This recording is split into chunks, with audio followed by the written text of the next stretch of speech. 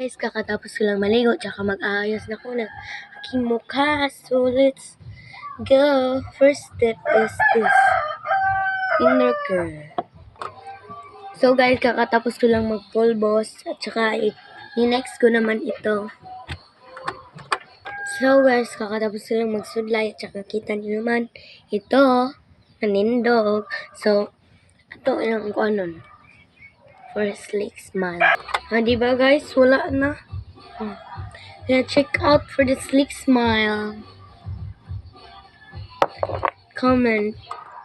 Next naman, itong pabango dahil hindi magpapakabog. Siyempre naman para hindi tayo mabaho sa klase. Is left tint lang to guys. Hindi to makapal. Makapal to pag ikakap. So guys, ito na yung final look ko guys. At siyempre, ilalagay ko tong baon ko sa bag ko. Ito. Ilalagay ko na.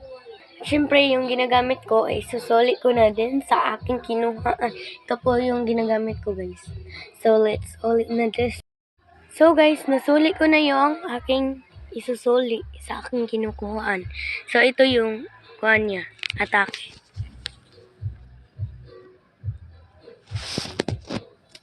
Diyan ko po siya nilagay dahil dyan lang yung mga lalagyan ko, guys. So, bye, guys. See you next vlog.